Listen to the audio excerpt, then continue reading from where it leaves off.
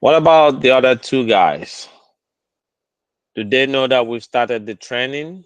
Because you guys are supposed there's supposed to be five of you. Yeah, yeah, they are aware. So I think two of them said they would join in today. So let's see. If not, maybe I'll have to call them later in the day and see if maybe the time is like too early.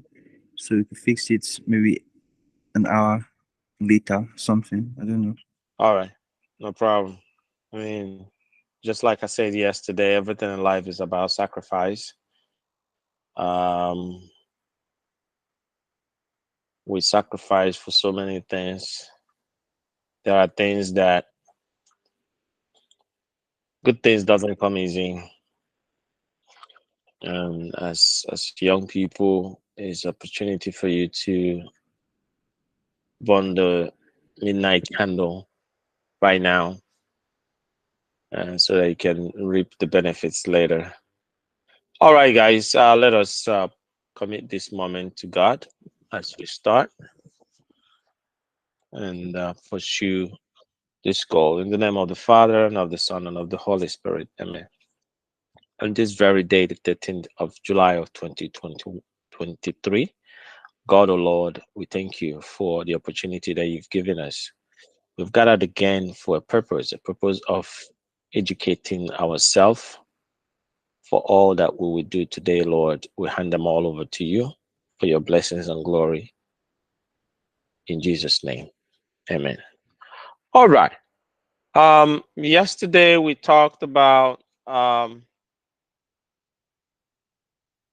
CIA triad. How many of you did a lot more research on the CIA triads, finding more information about it? Did any of you go further? Okay. I will be posting a couple of links that you guys can use to maybe read more on what we are doing. Some of them will be from NIST. You can download the PDF copy or you can read it from online. They're going to be very helpful. Please, like I said before, what we are doing here alone will not be enough to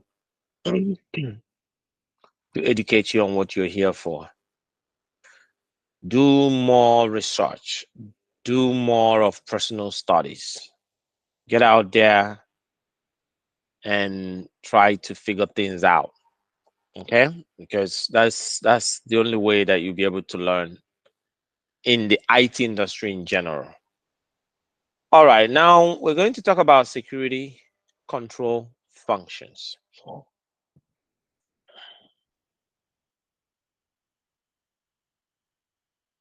We're going to talk about security control functions.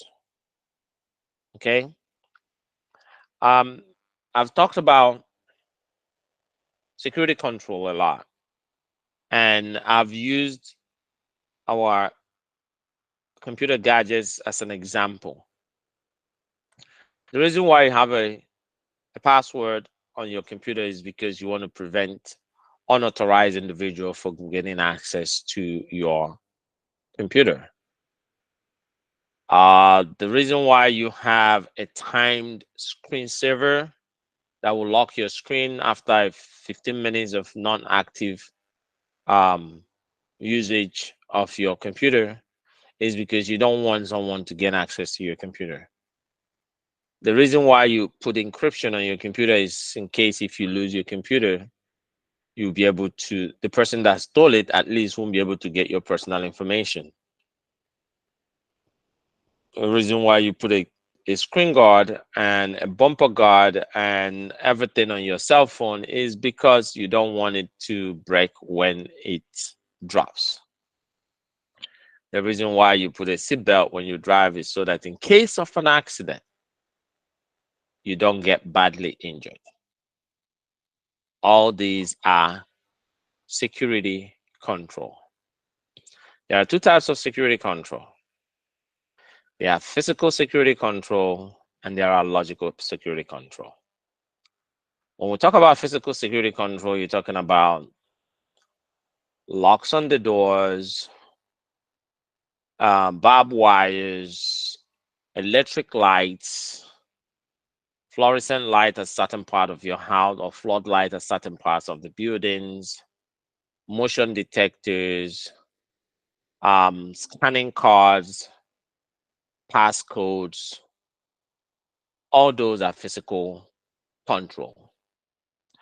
But controls that you put on a computer to prevent somebody from getting access, like firewalls, passwords, all those are logical controls. Okay.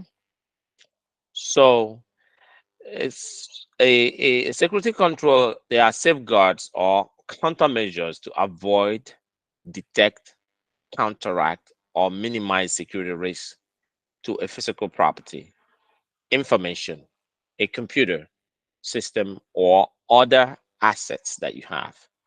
The reason why you want to service your car before you go on a long journey is because you don't want the car to break down in the middle of the road when you are still on the journey. So you take your car to the mechanic days before your journey. Those are preventive controls. You want to prevent that. Okay. And um, detective control are some of the gadgets that you have. Your fuel gauge will detect that your car is running out of fuel so that you can go fill it up. That is a detective control that is built into the car.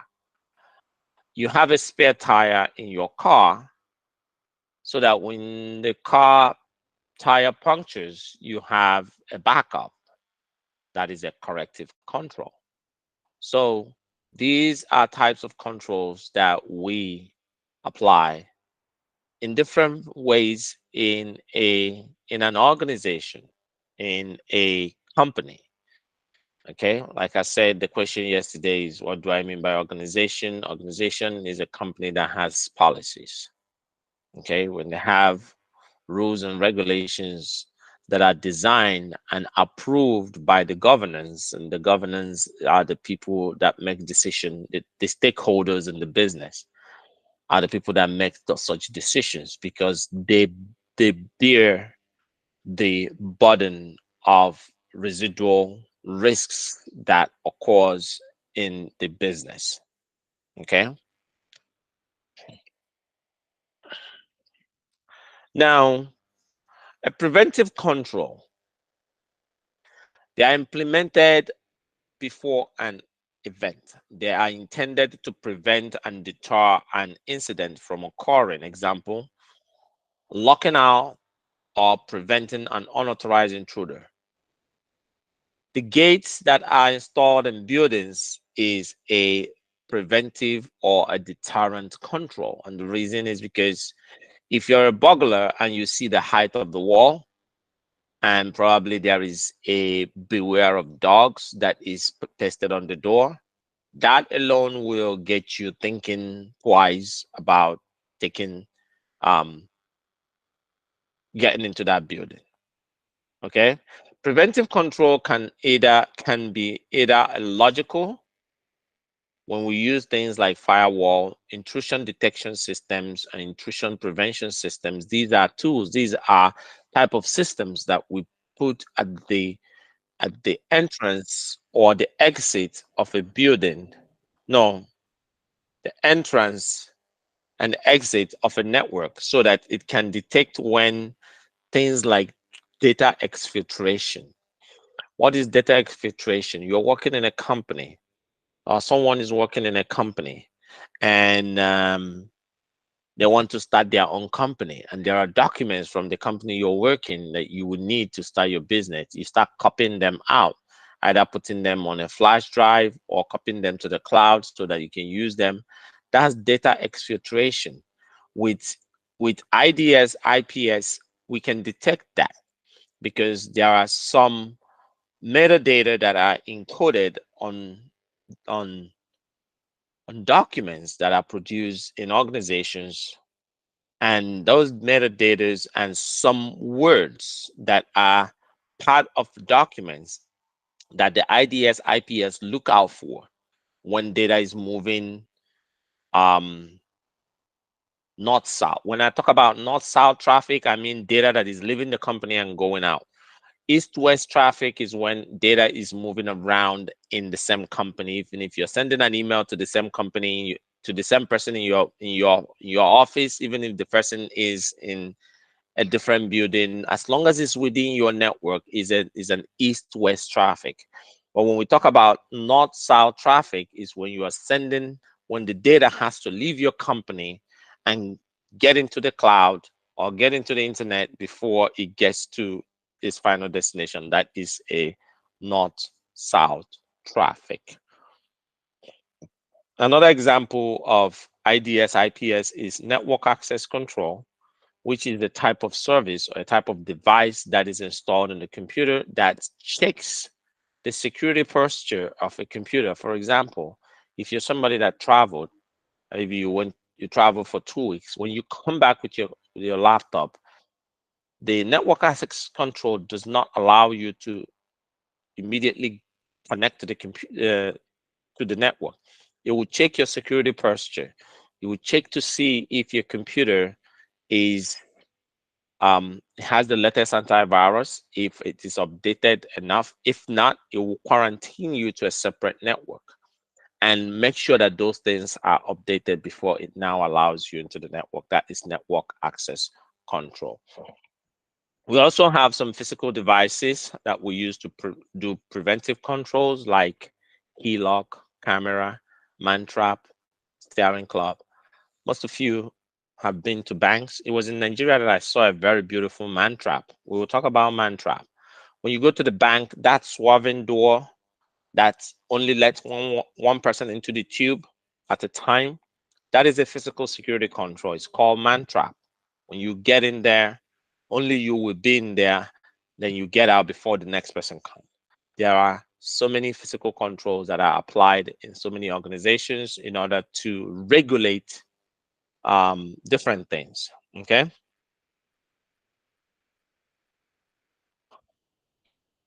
Detective controls are intended to identify and characterize an incident in progress. So you have a car and you have a car alarm that comes on once somebody touches the door.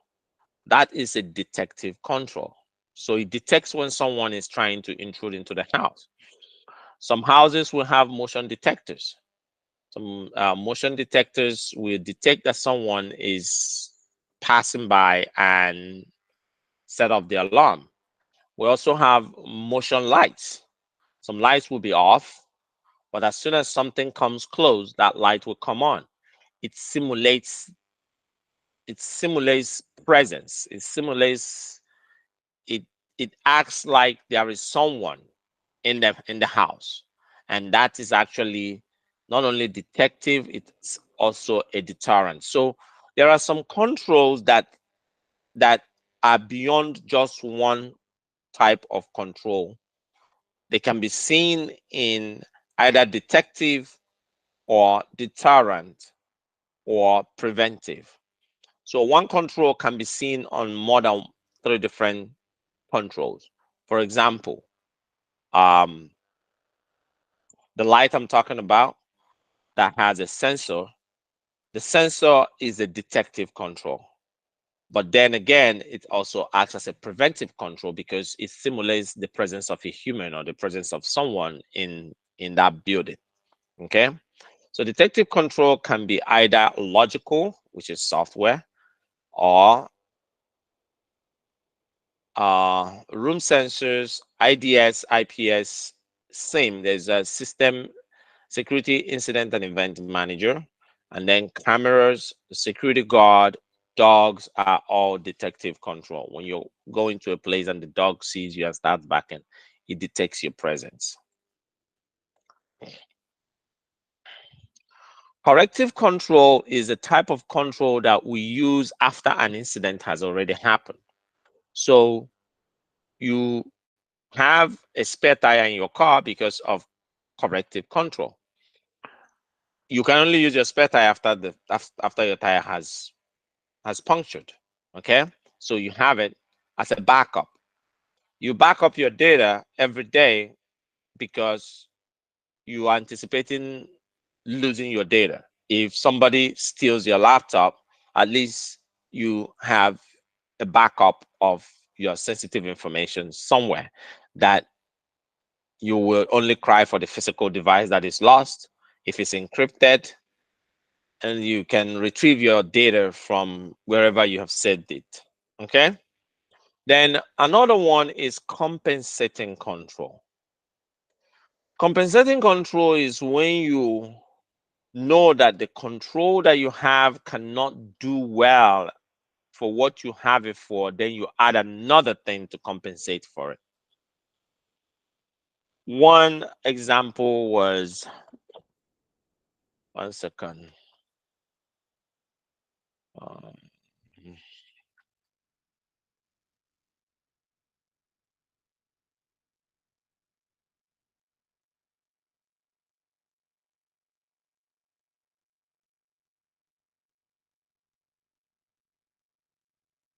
all right, I googled something here. I'm gonna go to,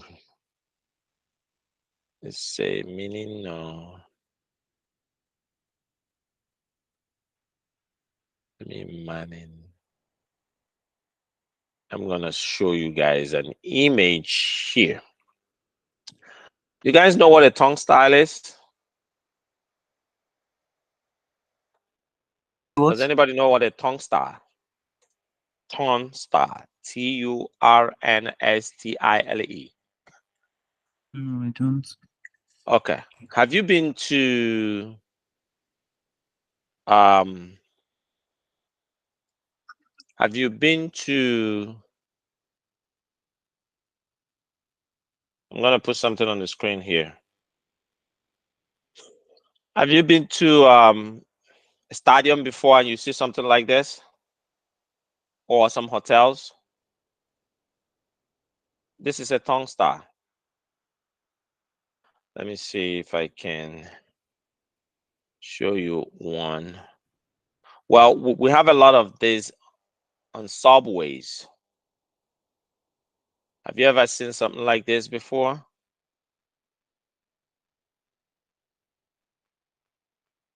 I'm sorry. Something like this. If you ever been to a stadium, or if you ever been to some hotels, as you're going in, there's this thing that turns, kind of have a count to count how many people that are going in there. But here in New York City, where we have things like subways, people will scale these things to avoid paying. This by itself is a security control. Oh, I'm sorry, I'm not showing you guys. My bad. Let me reshare my screen. Sorry, I wasn't showing you guys. You guys should have told me I wasn't sharing. Okay. Um, let me see. Maybe I can share from here. Let me see if I can share from this computer. Images. All right. I'm gonna share from this place.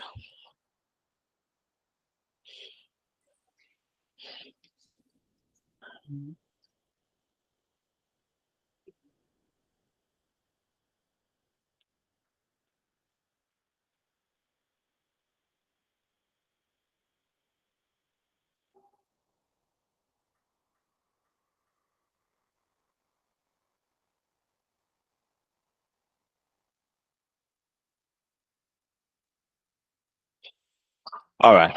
Share. Share now. This window. All right.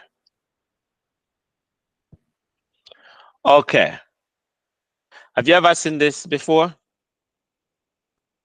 Yeah. Okay. This is a security control. It's called Turnstar. Turnsile. So here in the United States, sometimes They have them on subways so that people will pay before you pass it, but people will come and skip it. Some people will jump it. You see, this guy is jumping it because he doesn't want to pay. So it's a physical security control by itself. But because people have found a way to circumvent that that control, they they put police officers to man this. So this is a compensating control when this control fails. You understand? Does it make sense? Yeah, just Okay. So this guy standing here is compensating for this control. In case if anybody scales this, they will now catch the person. So that's what a compensating control looks like. How do you apply compensating control on a let me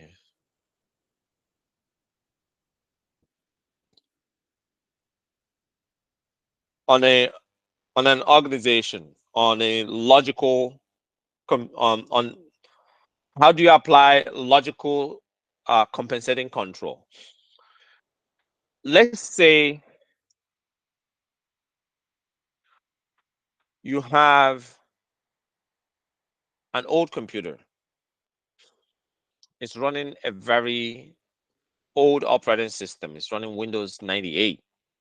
And Windows 98 is obsolete. It has a lot of viruses, but that particular computer is running one of the company's application that cannot be upgraded because the manufacturer of that application has gone out of business, but it still gets the job done. There's nothing you can do because you can't update the Windows 98 anymore, but the application still works. If you put it in an environment where it has an internet access, direct internet access, an intruder can use it as a segue to get into your network. So what do you do to it?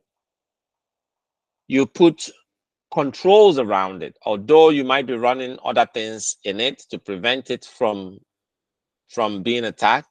You put things like firewalls and segment it, you put it behind your network. You don't put it in front. You don't put it where somebody can easily access it. You put it in an environment where it needs different authentications and a separate area of the network in a segment that is very tight, that is very protected, so that for you to have access to it, you need several authentication to gain access to that computer. So you are compensating for the security control that you don't have. Okay. What is corrective? Corrective control is the backup that you have so that you can restore. I think I've said that you can restore from a loss of data. You use that. Something like ransomware. The biggest way to correct ransomware and not pay the ransom is to constantly have a backup. And a backup is not as good as, cannot be good if you don't test your backup frequently. You might think you're backing up, but the day something will be lost and you try to restore and you can't restore, then your backup is as good as nothing. So you also have to implement, as part of the organization's policy, to periodically test your backup by doing some restores. Because some of the things that ransomware um,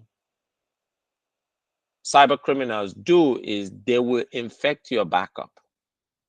So if you don't know when your backup was last backed up without the infection of the ransomware, you wouldn't know where to start backing or restoring from. So it's always good to put that as part of your um, um, system policy or company policy to periodically check the backups to make sure that you can still restore from your backups. Corrective controls are system backups, quarantining a virus, terminating a process, or rebooting a system. Okay, if you feel your system is being infected and you reboot it, that is actually a corrective control. Now, this table depicts different control functions and control types. Okay, we have control functions here. Control functions are preventive, detective, and corrective. Control types are physical, technical, and administrative. When we talk about physical, we talk about physical things that you see, like that tongue star is actually a, a physical control. The gates and the walls that you put in your house are physical control. Technical or logical control, I should have put in logical here. Technical or logical controls are things like firewalls, 2FAs, MFAs, IPS, IDS, antivirus applications, all those things that you can't physically touch, but you put them in your listing. Okay. Now, under preventive, we have fence, gate, and logs. Under detective, we have CCTV, surveillance cameras, and logs. Repair, under corrective, we have repair physical damage and reissue access. Under physical or technical, we have firewall, IPS, IDS. Under preventive, detective, we have intrusion detection system, honeypot. We'll talk about honeypot and honeynet. Corrective control under technical. Okay, that's a question there. I'm going to answer that. Honeypot. We have honeypot, we have honeynet. Honeynet is a decoy that is installed by a security admin to confuse a hacker to think that they have actually broken into a valuable information. The reason why we use honeypot is we use honeypot to learn cyber attack approach or techniques that are used by attackers, and use that to find ways to prevent or to create tools that we can use to mitigate such attacks. Okay, a honeypot is just one single device that is put in somewhere to confuse an attacker. Then a honeynet is an elaborate network, elaborate fake network that is built out to look like is a legitimate gold mine for an attacker, so that for a cyber criminal, so that once they gain access to it, it actually helps you to prevent them from getting access to the real thing, because you monitor your honeypot or your honeynet, and when you see that, you can now be able to have time to block other things on your real network, or then you can also use it to learn how they operate in their environment, because every person have their digital footprint. Every um, cyber criminal organizations, they do have their digital footprint. There's a way each of them behave that you can look at and say, okay, these are the people that did this, because this is their manner of approach. This is what they do. They will do this and do this and do that before they do this. Okay, did that answer your question?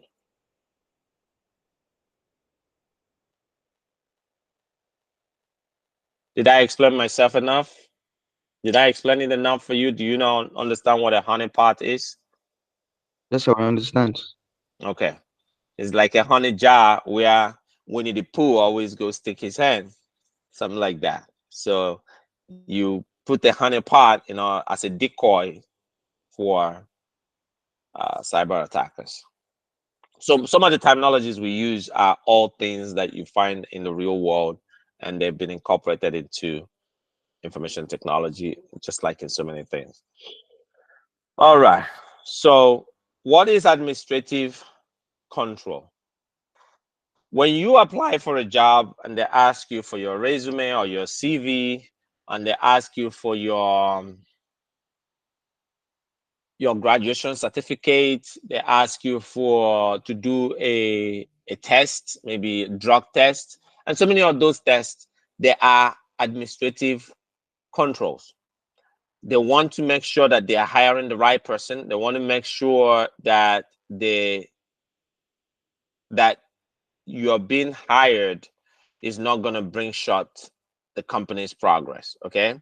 Hiring termination policies, separation of duties, data classification. For example, hiring and termination policies. These are policies that are written in place to guide on how to fire somebody or how to hire somebody.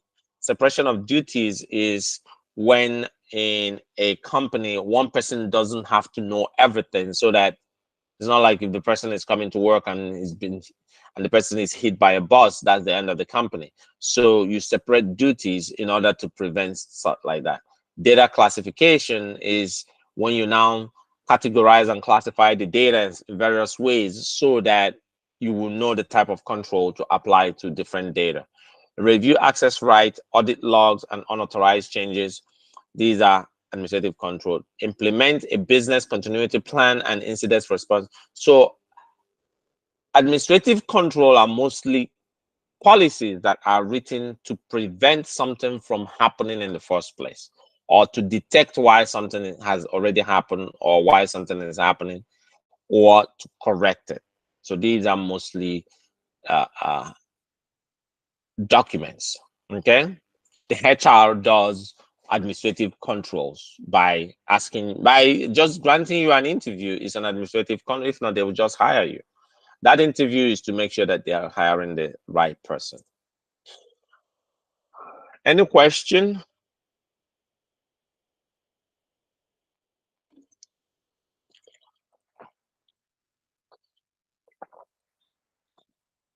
Now, let's look at data. We produce different types of data.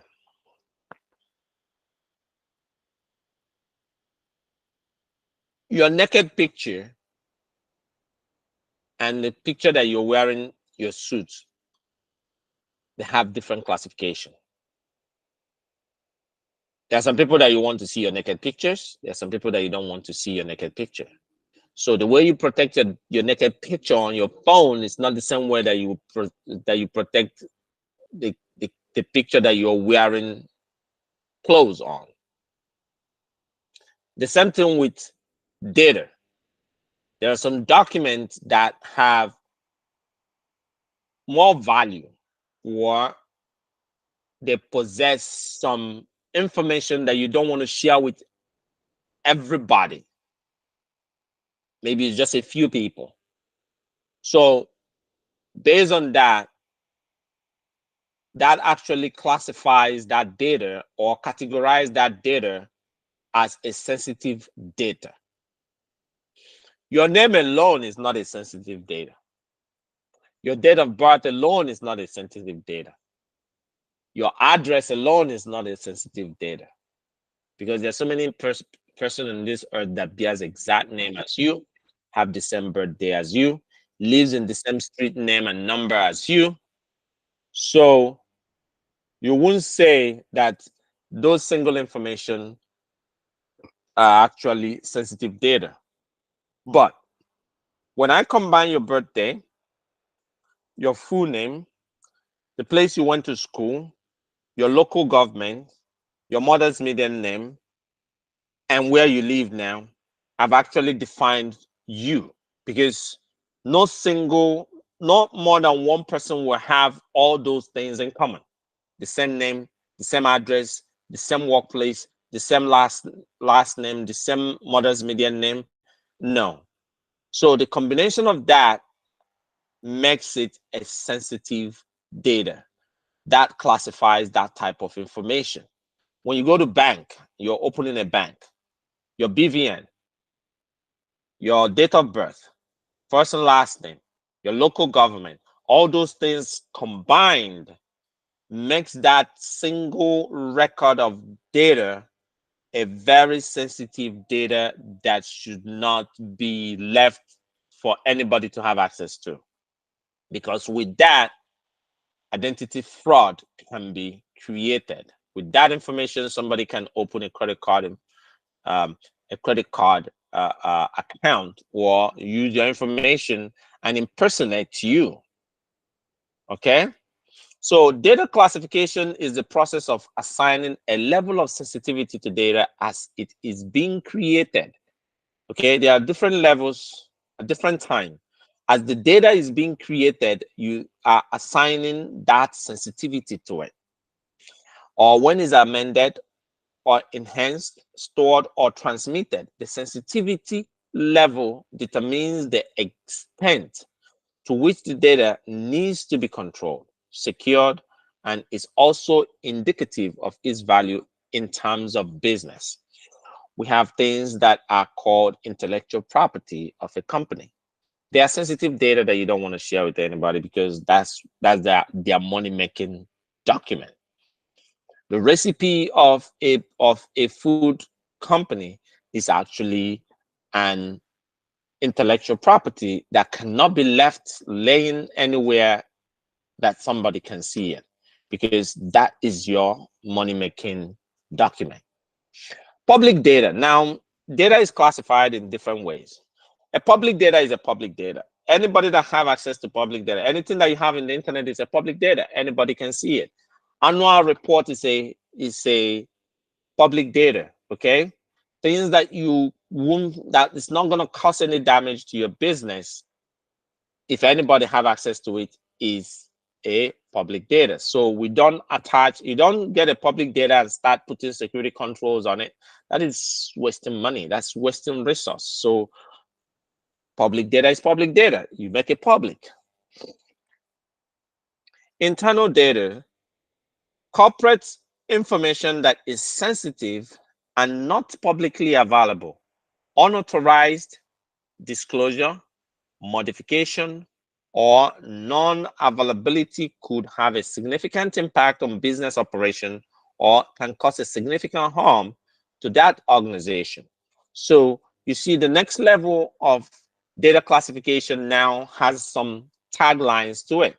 And we're talking about the unauthorized disclosure of this, which is the confidentiality of it, is very important. The loss of confidentiality of this data is going to harm the company, or the the unavailability of it can actually harm the company.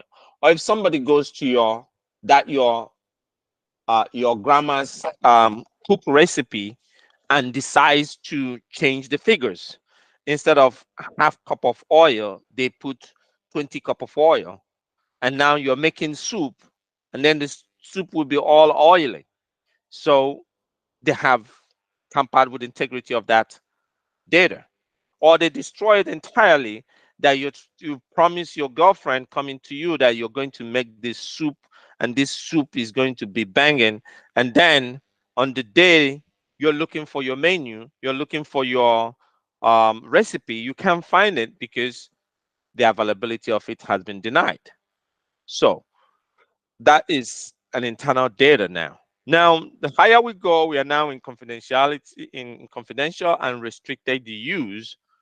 High confidentiality and restricted is information about an individual that should remain private.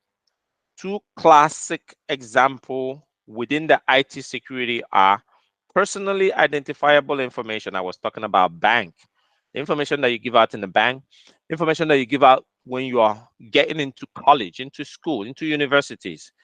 You're giving out all your information. Your everything about you is known. Your picture, all those things. When you go to hospital, you give out your personal information also. These things are the most sensitive data that we protect as cybersecurity engineers, analysts, and so on.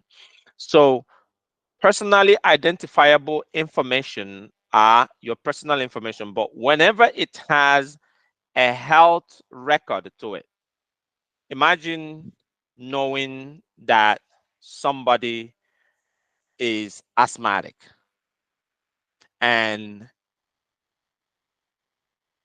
that information alone can be used to either kill the person or create some havoc on that person's life. That information means that if you know that this person is asthmatic and you take their inhaler out, that person might likely die. So such information, or somebody had um, a disease that they didn't want to disclose. Let's say the person has an AIDS, is an AIDS patient, and this information is disclosed. It's actually going to affect that person's life. So those type of information are always very, very, very sensitive, and that is the ballpark of what we protect as cybersecurity practitioners. Any question? All right, I added an extra. Okay, Manuel, you have something. Okay, Yes, sir. So go ahead. I want to, yes, sir. So I want to ask that about Twitter. When Elon Musk took over Twitter, he opened Twitter's source code. Hmm. Isn't that supposed to be confidential? Okay, thank you. That's a good question. Um, there are some companies that thrive in proprietary, and there are company that thrives in open source. Okay, more especially in software industry. When you open, okay, let me give you an example. Windows is proprietary. Their source code is private. Okay, Mac is proprietary. Their source code is private. Linux is an open source. The source code is open, and anybody can take it and create anything with it. That's why today the most widely used operating system today that has more features and everything is Linux. Linux, your smartwatches run Linux. Your even Windows has even almost gone Linux entirely. Your Android is a Linux operating system. Your Apple is actually a flavor of Linux and Unix. Okay. But Elon Musk opened it so that Twitter can grow beyond what they can develop in house. Because the source code has been released, they are still in control of the core code. Android is a typical example. The reason why you have different companies, you have Samsung Android, you have Kyocera Android, you have Motorola Android, you have different Androids out there, is because it's an open source. As you are now, if you know programming, you can get the source code of Android. But who released that Android? It was Google. Google took a flavor of Linux and modernized it to be used on portable devices. So any company, and they made it an open source, but the core still remains Google's property. So you take the core and then you put other branches and other whistles to customize it to suit your hardware. You understand what I'm saying? So they still remain, they, they still maintain the core part of that application. I'm sure they did not release the core part of the application. Otherwise, what they released is the part that will encourage developers to create things that can now be used on Twitter. Okay? Does that make sense?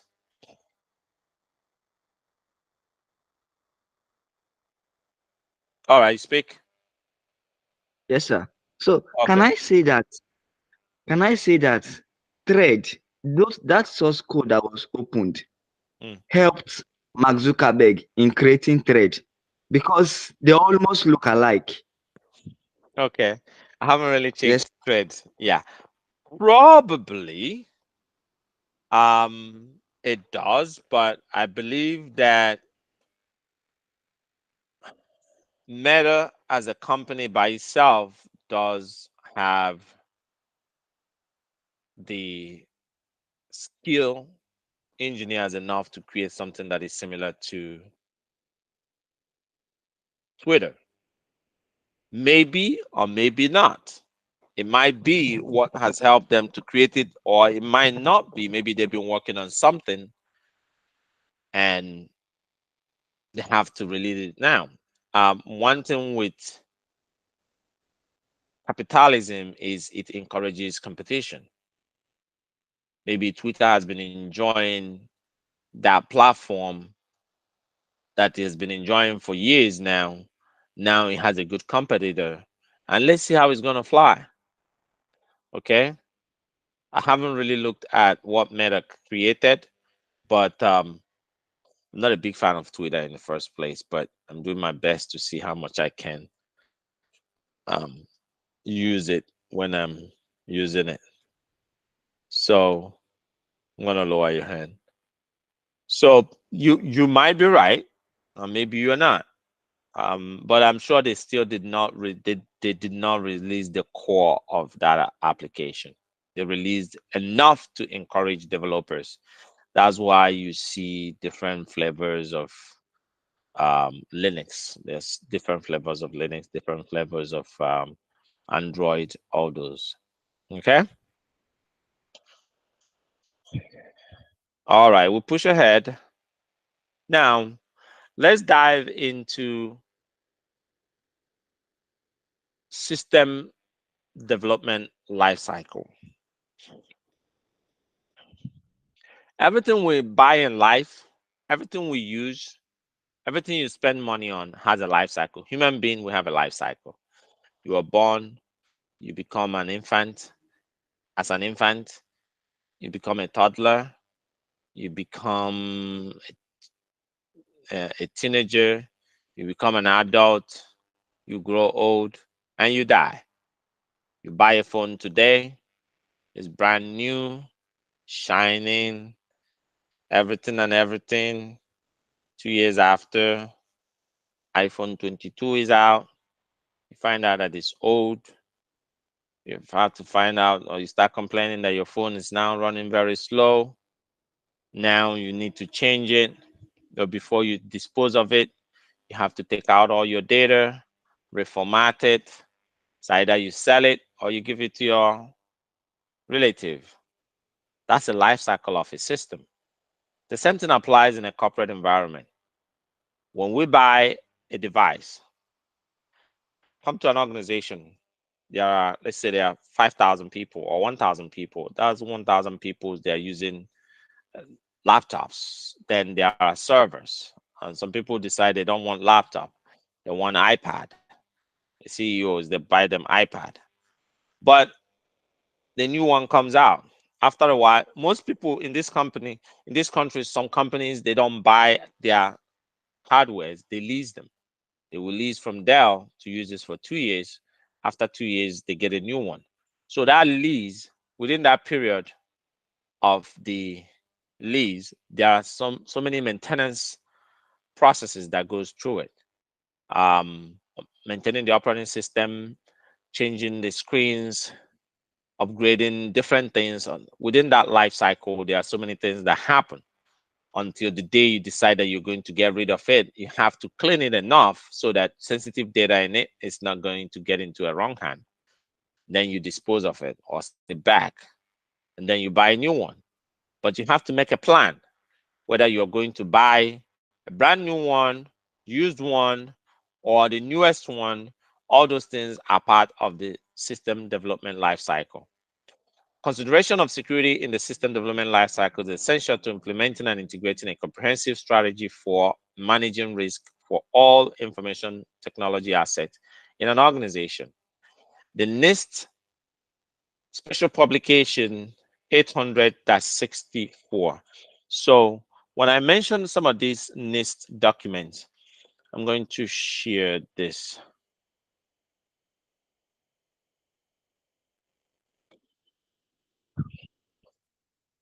If you go to Google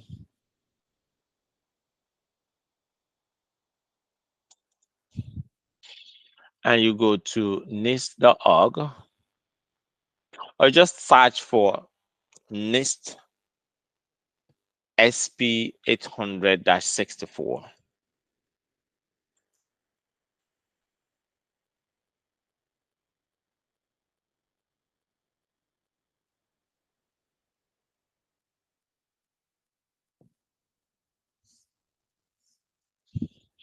This is the document that talks about security consideration in the system development lifecycle.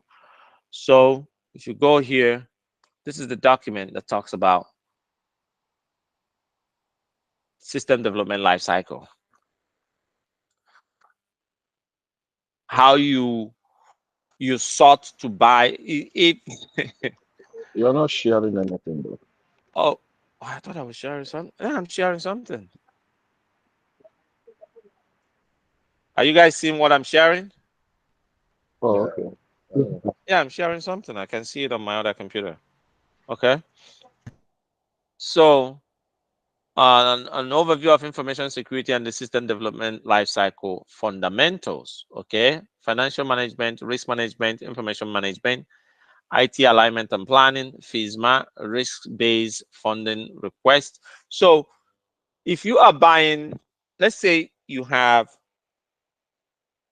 $1,000 or $1,500 and you want to go buy an iPhone,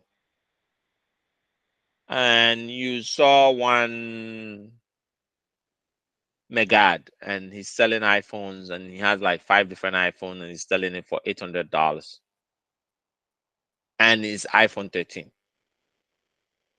Are you gonna buy it?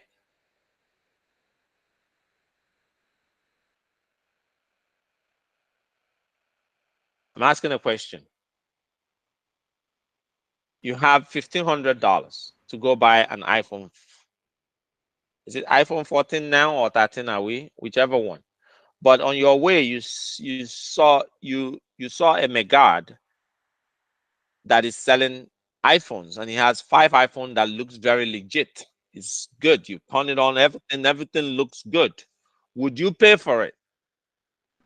Nope. No. Okay. That is the same thing with system development lifecycle. The supply chain is actually part of system development lifecycle, where you source out, you source the devices that you buy and how you dispose of them. You don't just dispose a server hard drive anyhow. You have to make sure you take the hard drive out, shred it, because that's the only way that you can make sure that the data in it has been wiped off. If you say you're just going to format it and so on, somebody gets hold of it. There are different tools that you can use to get that data back, and you don't want that to get into the wrong hand.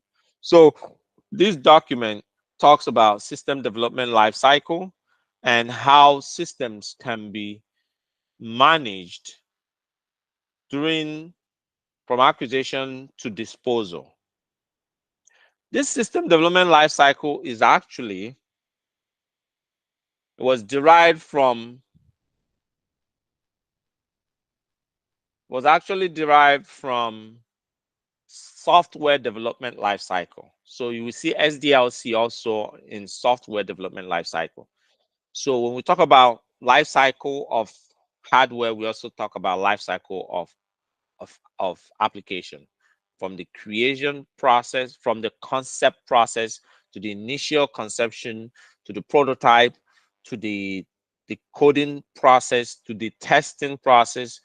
Sometimes you do what they call penetration testing in your application so that you can ascertain that it does not have bad codes that can create vulnerabilities before you release it. And then even when the software is released, you are also maintaining that application by finding out vulnerabilities and patching them. That's why sometimes you see your computer will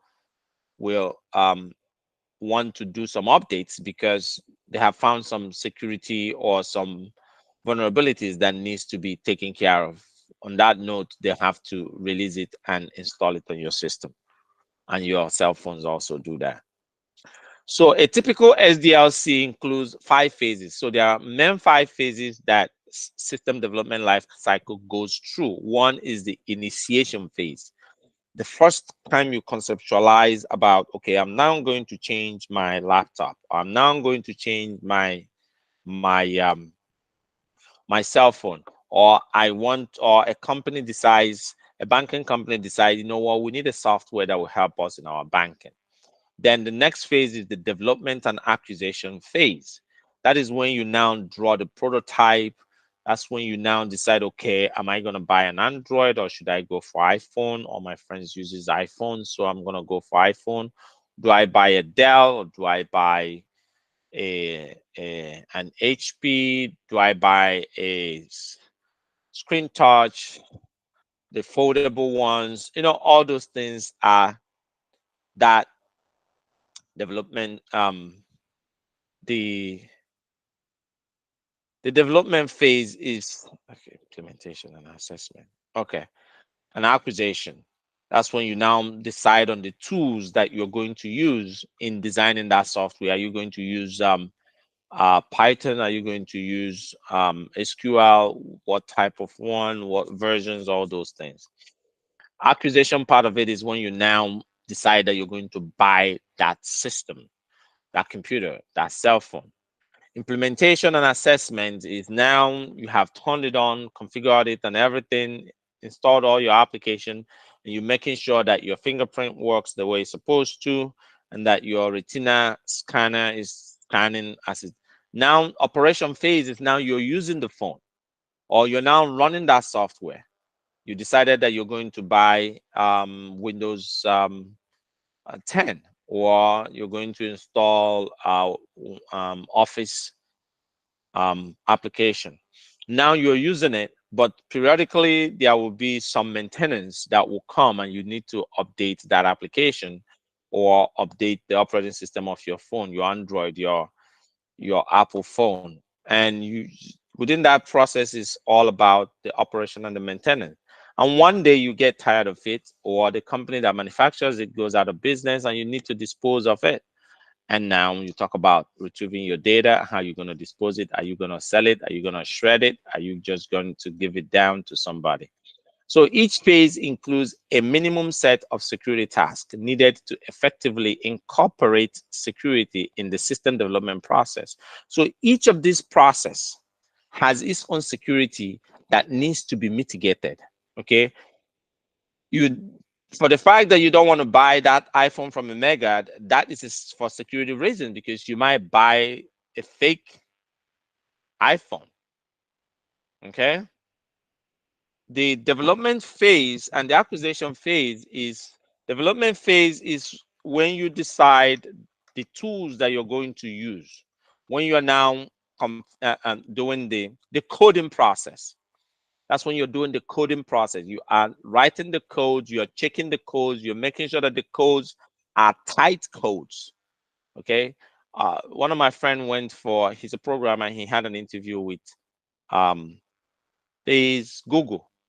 And Google, in one of their interviews, they gave them a 10-line code. And they were asked to make it a 2-line code. Why do you want to make a 10-line code a 2-line code? Because the code is now tighter, is more portable. There are less vulnerability, because the more bogus the code, the more attack surface you're creating, because vulnerability are bound to happen on a 10-line code than on a 2-line code. Okay, so those are the security that are applied during developing software. Accusation part is that you're not buying that phone where you're not supposed to buy it. And then the implementation is that you just don't get the phone, and let's say it's an Android. I've seen a couple of people use Android and they don't configure it to connect to Google with their own account, or they do it and they forget the username and password, that they created the day in the initialization phase of that phone. Then how are you going to enjoy the phone if you can't remember that? Because that's what ties every tool that you're going to use.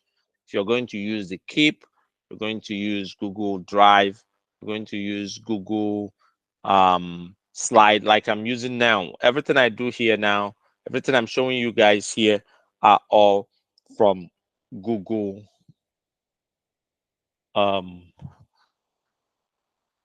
Google Slide. Okay. So yeah. Okay.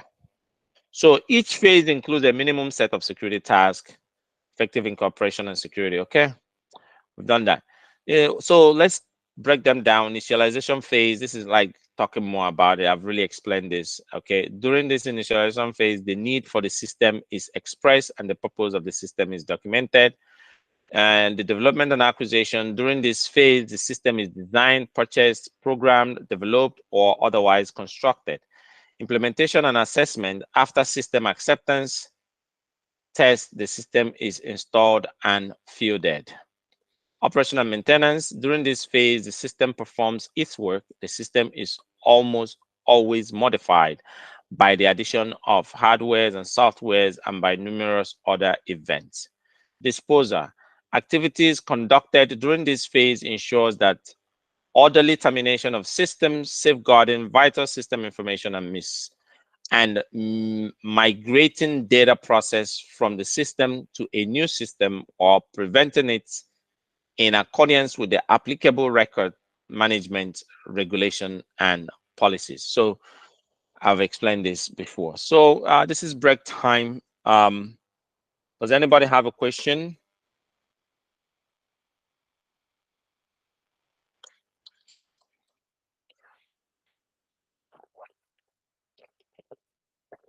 Grab some water. If you're drinking water, get up and stretch yourself. We're just 1 hour in. We have another hour to go. How are we enjoying the class so far?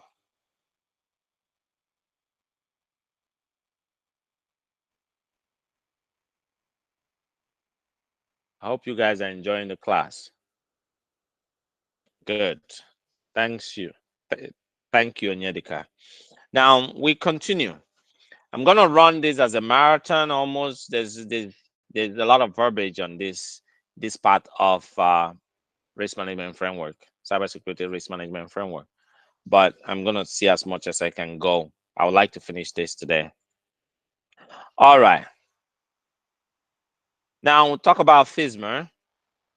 This is the year that the United States federal government enacted the Title 3 of the E-Government Act of 2022 or 2002.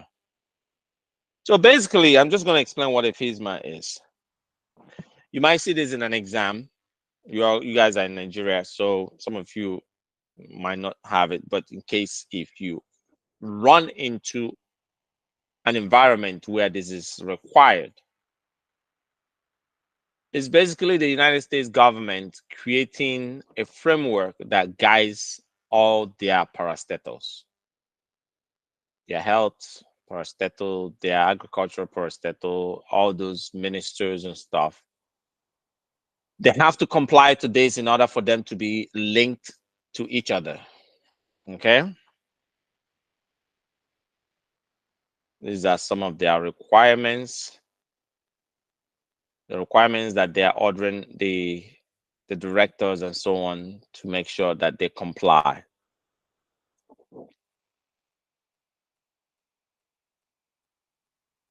The need for information security and management risk. Organizations depend on information technology and information systems that are developed from that technology to successfully carry out their mission and business function. Information system can include a range of diverse computing platforms from high-end supercomputers to personal digital assistants and cellular telephone. It can also include very specialized systems and devices, telecommunication system, industrial processing control system, testing and calibration devices, weapon system, command and control system, environmental control system, and more. Organization, information, and information system are subject to serious threats that can be adverse and that can have adverse impact on organization operation, including mission, function, image, and reputation, organizational assets, individuals by compromising their confidentiality, integrity, or availability of the information being processed, stored, or transmitted by those systems. Threats to information and information system include environmental disruption, human and machine error, and purposeful attack. Cyber attack on information system today are often aggressive, disciplined, well-organized, well-funded, and in a growing number of documented cases, very sophisticated. Given the significant and the growing danger of these threats, it is imperative that leaders at all levels of an organization understand their responsibility for achieving adequate information security and for managing information system related security risks. Now, cybersecurity framework.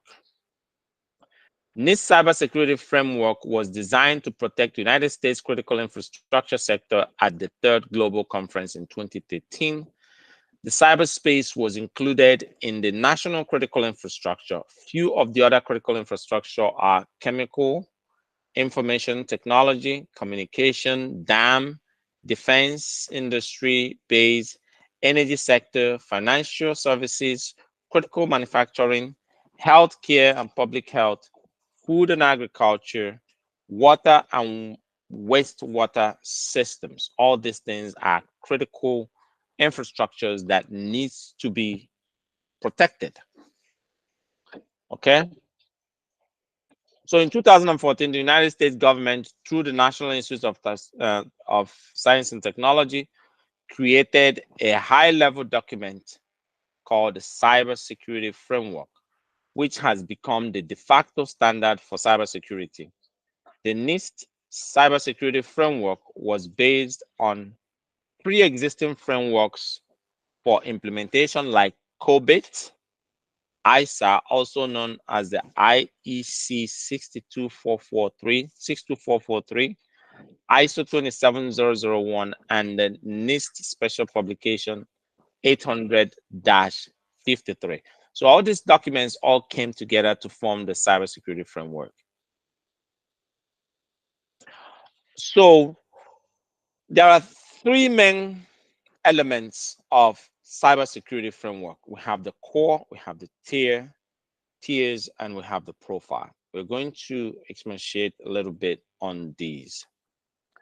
The framework core provides the set of activities to achieve specific cybersecurity outcome and references, examples of guidelines to achieve these outcomes. The core is not a checklist of actions to perform. It presents key cybersecurity outcome identified by stakeholders as helpful in managing cybersecurity risk. The core comprises 4 elements: function, categories, subcategories, and informative references. We will dive more into this as we go. So if you look at this document here, it has 1, 2, 3, 4, 5 different functions: identify, protect, detect, respond, and recover. Then it has these subsections. Under the subsection, you have IDAM, which is access management, which means everybody that works in that company has to be identified, which means you need to be granted the right access. Business environment, the environment of your business. You have to understand the kind of business that you do, understand the concept of the business. Governance are the stakeholders that make decisions. Risk assessment, risk management strategies. And then under protect, we have the access control. How do you manage the access, the access that is being granted either logically or physically? Data security, information protection. So all these are listed under different categories that needs to be taken care of in terms of cybersecurity framework. All of them does not always come together in one shot, but whichever one that pertains to you, you need to be able to apply them correctly. So it's a framework, it's not a rule. These are further subcategorized into 23 different components. For example, detection, processes, category is broken down into 5 subcategories: roles and responsibilities, compliant with requirement activities and tested, detection information is communicated, and continuous improvement. Successful implementation of the framework is based upon achieving the outcome described in the organization's target profile. So every organization has their target profile. How much security can we mitigate? How much security can we leave under residual risk? Okay. The tier recommends by business process level managers as approved by the senior executive level will help set the overall tone for how cybersecurity risk will be managed. So we're still talking about the stakeholders, the senior executive. They decide what their target profile is. How much security do we need to apply? One thing that you need to know is when you apply too much security, production suffers. If you put too much security that people start getting annoyed about it, they will find ways to circumvent that policy and those controls that you put in place. So it's a yin-yang approach. You don't need to put too much security to deter people from doing their job, but you need to put enough so that people can be productive in the business. Okay. Now, this table shows different levels of organizations and how the chain of command goes in decision making in cybersecurity and control implementation. You have the senior executive who are at the top, they are the CEOs and so on. And then you have business level managers. Those are managers of different departments. Okay. The business managers are the people that communicates with the stakeholders to get information and tell them what is happening on the below. The below are the regular workers. That's where you get the implementation operation level. The admins, the people that work on that level are the ones that gets their hands dirty, the ones that does the rack and stack of the devices, the ones that implement the security controls that the decisions were made between the business levels and the executive level. Okay. There are 7 initial steps in organization an organization can use to establish or improve their cybersecurity program. I need you to memorize or study these 7 steps, because if you come to an organization where there is no cybersecurity that exists, these 7 steps will help you. If they already have cybersecurity, it will help you to improve it. The first phase is prioritize and scope. It's not everything that is in the business is in scope for cybersecurity. You don't want to stretch yourself too thin. You don't want to start applying cybersecurity and you apply cybersecurity or controls across the board that you are just wasting time. So you need to identify the business outcome. What is the purpose of this asset to this business? What is it that this is required? Does this require protection? Do we need to protect this? If we cannot protect this, how can we compensate the protection? Or is it not worth it? Is it something that we can manage the risk that this can pose? So all these things are things that prioritizing and scoping does. Okay, the organization identifies its business mission. What is the mission, objective, and high-level organization priorities? With this information, the organization makes strategic decisions regarding cybersecurity implementation and determines the scope of the system and asset that supports the selected business line and process. That you are a beer manufacturing company does not mean that your priority is the same with another beer manufacturing company. Okay. The framework can be adapted to support different business lines process within the organization, which may have different business needs and associated risk tolerance. Risk tolerance may be reflected in a target implementation tier. Now, the step 2 is orient, understanding threats and vulnerabilities. So now that you have your scope, you have mapped out the scope of the business. What is this business about? What is their primary goal? What is it that makes this business function? Now you go into the orient, understanding threat and vulnerability. Once the scope of the cybersecurity program has been determined for the business line or process, the organization identifies related system and asset, regulatory requirement, an overall risk approach. The organization then consults sources to identify threat and vulnerability application to those. So this is where you now identify related system, categorize those systems to know how to apply controls on them.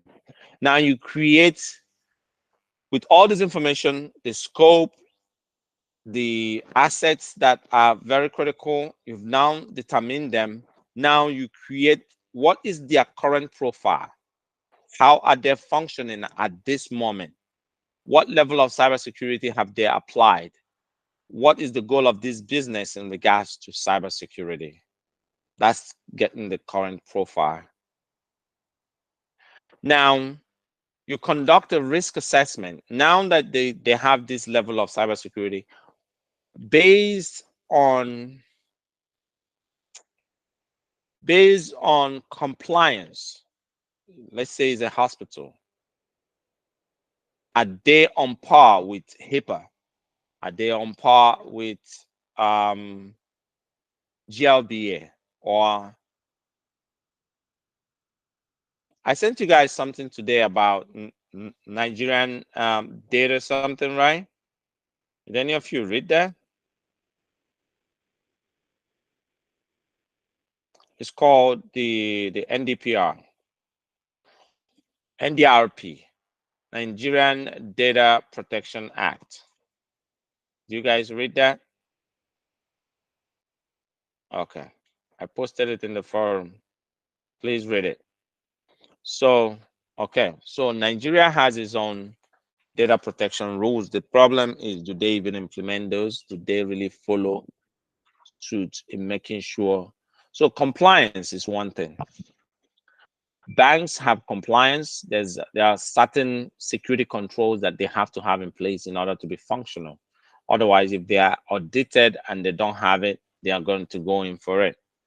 So the organization analyzes the operational environment in order to discern the likelihood of cybersecurity events and the impact that the event could have on organization. It is important that organization identifies emerging risk and use cyber threat information from internal and external source to gain a better understanding of the likelihood and impact of the cybersecurity event.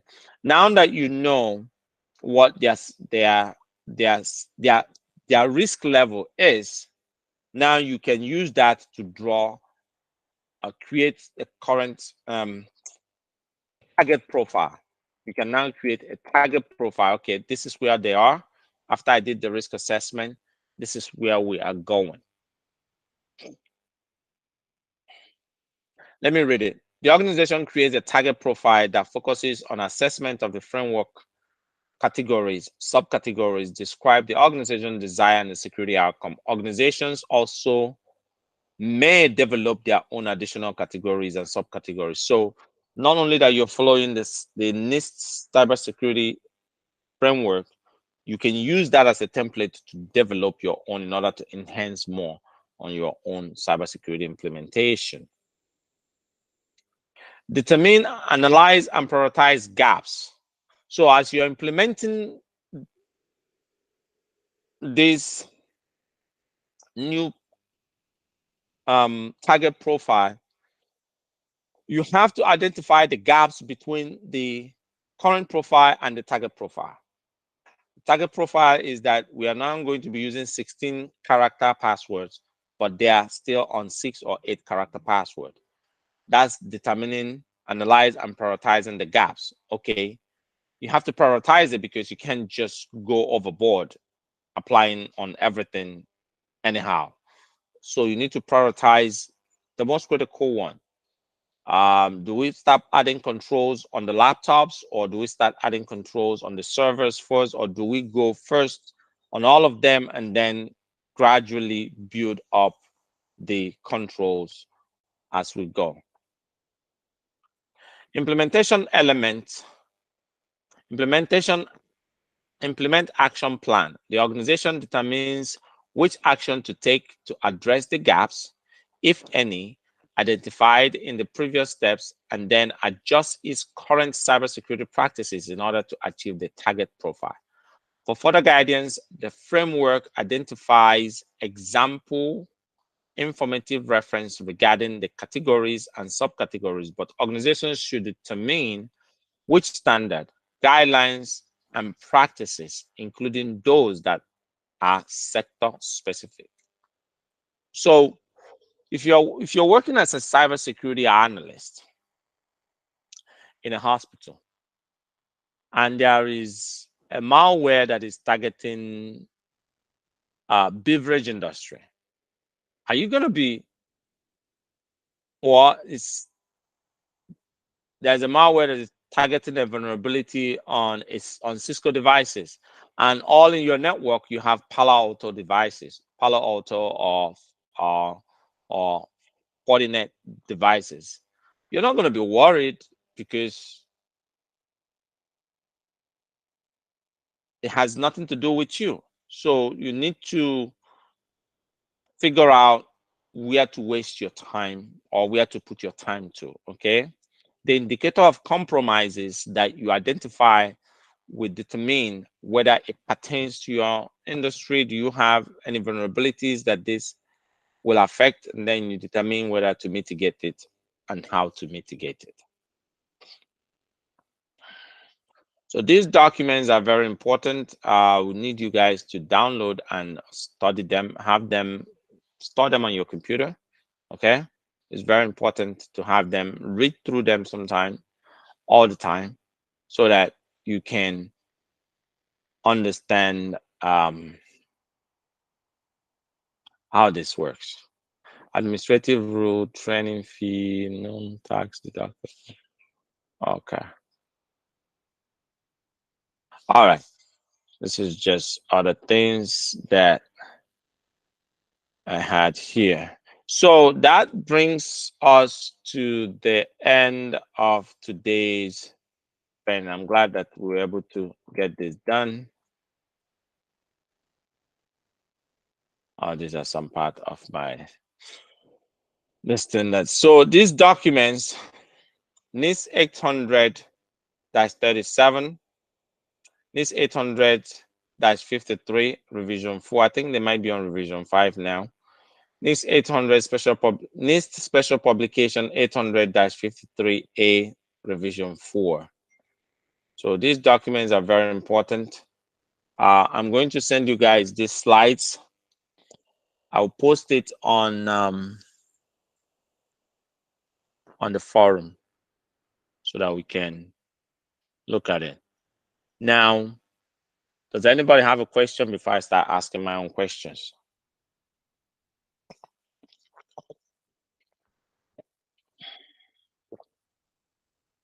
All right.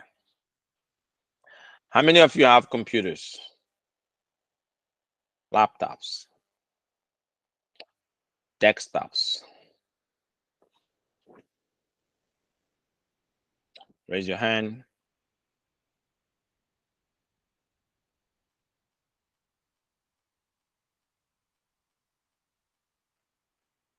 Okay. I see a few of you raise your hands.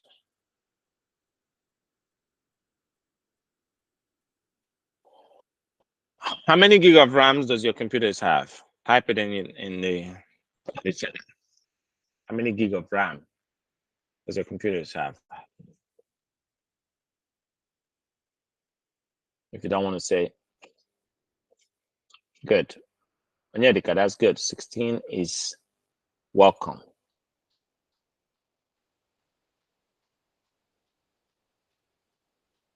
All right. Computer in this class is necessary because it will help you, especially a computer with at least up to 16 gig of RAM. Alan, what is your computer's memory size?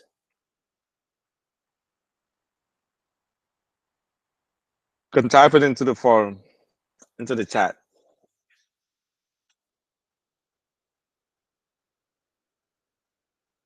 That is your hard drive, your RAM, memory. You know how to find that out?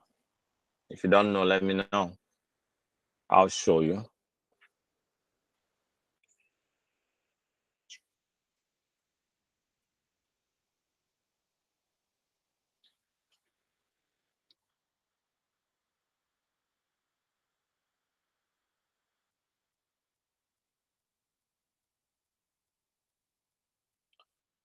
Do you know? Do you know how to find that out? If you don't know, you can type it in the.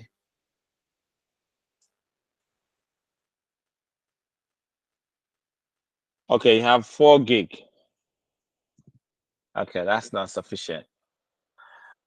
In order to build a virtual lab that you can use to train, learn, and understand a lot of stuff, you need a computer that has at least 16 gig of RAM. 8 gig will not cut it. 16 gig of RAM is very necessary. If any of you wants to buy a laptop from Nigeria, I have a young kid that passed through this program that sells good laptops in Nigeria if you want. I'll give you his contact. Just hit me up personally and I will send you his information and you can speak with him. Just tell him that you came from me and he will do you good. So what I was saying is you need a laptop that has at least 16 gig of RAM so that we can use it to build virtual lab, which I'm going to show you guys. One of the classes that we'll do here, I'm going to build a lab that we can use for testing, for pen testing, penetration testing. Yeah, I'm talking. Aren't you hearing me? Oh, okay. It's not you. It's my computer is talking to me. So I'll do that. You have to do that. Otherwise, you can still go through the class and so on. Like I said, I'm gonna send you guys a link for Kindle books that you can buy, video tutorials that you can listen to on your own, and they should be of help. Google should be your friend. How many of you use Chat GPT?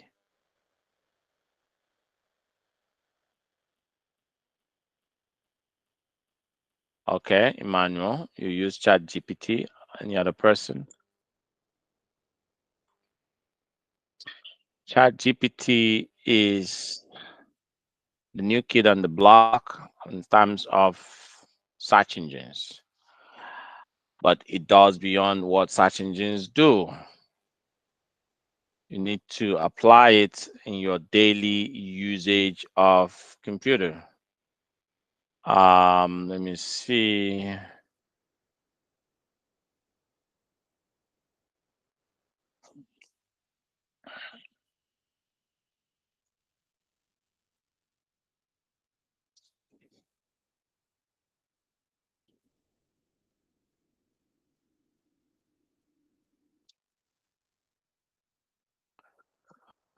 All right. This is, I'm going to go to a chat GPT. So if you go to chat.openai.com, you can create an account and use that account to log in. Why is it?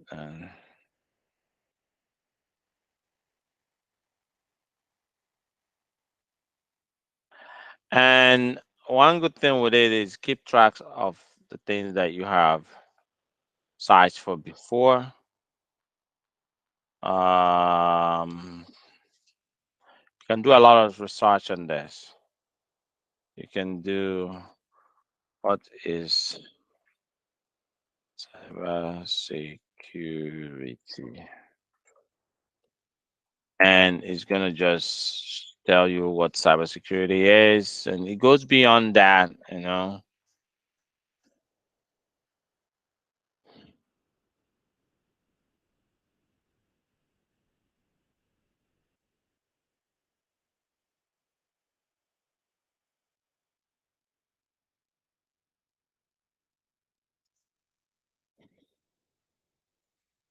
So I told it to explain more, and is now certainly there are some additional details about cybersecurity and aims to defend against wide range of cyber threats. Da, da, da, da, da, da, da. So there's so much information that comes from this, and it's good. Um,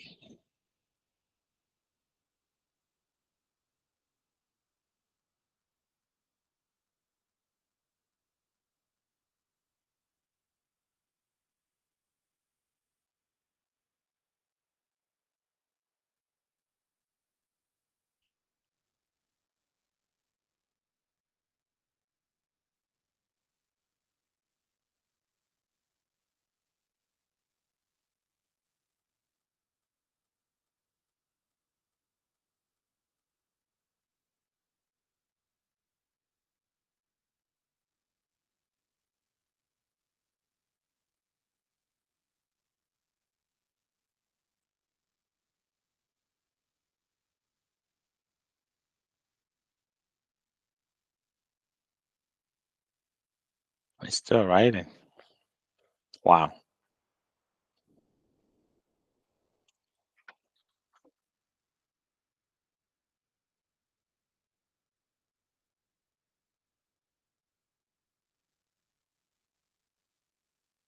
So the reason why I'm showing you guys this is you have multiple sources that you can go back to and gather this information or read more about what we have done here already so that you can reinforce your knowledge.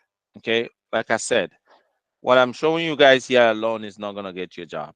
It's not going to make you learn cybersecurity. It is your you have to be inquisitive, you have to be curious, you have to immerse immerse yourself inside this program. Let everything you do start relating everything you do to cybersecurity. Anything that you're doing, there's cybersecurity in it. Okay, and make sure that you bring your question on board, ask questions. We can all tackle it and find solutions to it. So, on that note, does anybody else have a question? Otherwise, I'll let you guys go to bed early. I'm gonna give you guys back 20 minutes. I mean, you can dream going to the village and eating some ube in 20 minutes. That's an extra 20 minutes to your sleep. All right, guys. I'm gonna stop sharing. And on that note, I'll say see you guys next week, Tuesday. Please, I want us to start the conversation about time. If this works for you, I'm good with it. This is good for me. Otherwise, let's start the conversation and figure out how we can arrange things. Otherwise, I'm good with what we have at the moment. It works for me. All right, guys. Have a good morning. Have a good evening. See you guys on Tuesday. All right? Same time.